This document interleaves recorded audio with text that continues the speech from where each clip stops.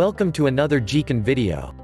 Before watching the video, don't forget to subscribe to our channel by clicking the subscribe button below and clicking the bell icon to be notified whenever we publish a new video. Test for diabetes.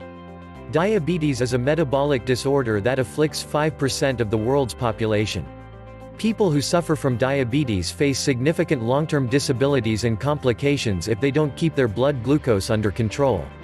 Because early diagnosis, treatment and tight control of this chronic condition yields good results for the sufferer, researchers have searched for and discovered several short-term and long-term methods of monitoring blood sugar as well as testing for the condition.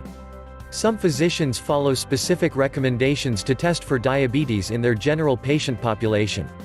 Those who are over 45 and obese should be tested, and those younger than 45 and obese should be considered.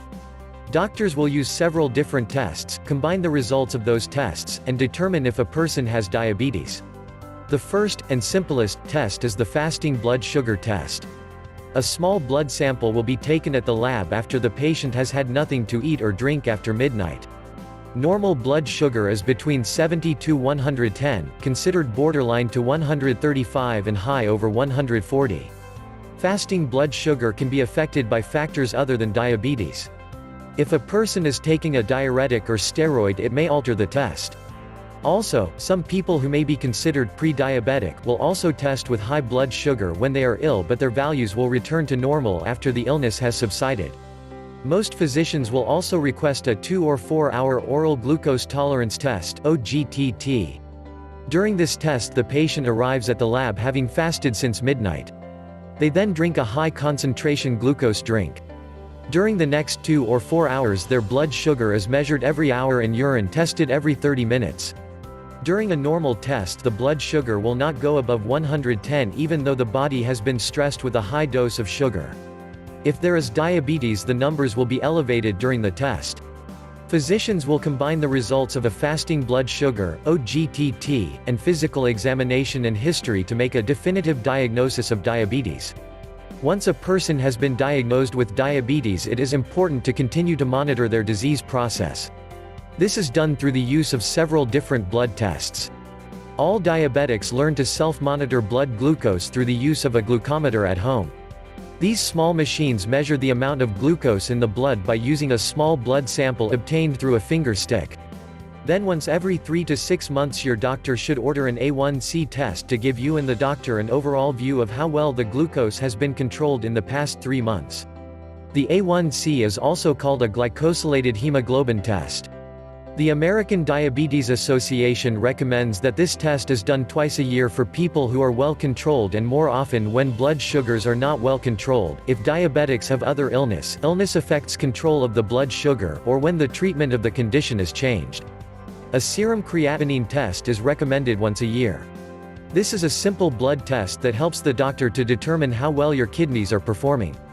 Serum creatinine is excreted through the kidneys and is a byproduct of muscle metabolism. So if your kidneys aren't working well, they won't excrete as much of the chemical.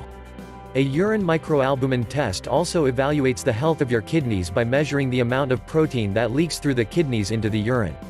If your kidneys become damaged, the waste products that kidneys normally filter remain in your blood and the protein that normally is in your blood leaks to your kidneys. The test is usually done on a one-time fresh urine sample, although your physician may do a quantitative 24-hour study and ask you to collect 24 hours worth of urine. The last diabetes test that is commonly done are lipid tests to evaluate your low-density lipoproteins (LDL) and high-density lipoproteins (HDL). Diabetes and heart disease are linked because of the damage that is done to the body from the diabetes, and because those with diabetes have a higher risk of developing heart disease. Doctors use the results of these tests to help determine how much vessel damage may be happening. The American Heart Association and the American Diabetes Association recommend that these tests are done once a year, more often if you are on lipid-lowering drugs. Diabetes tests have improved the way in which diabetes is monitored and treated.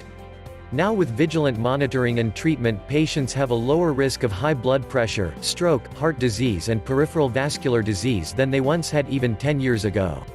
If you've liked the video, give it a thumb up, leave a comment and share with your friends. We thank you so much for watching. For more nutrition, health and beauty tips, please subscribe to our channel.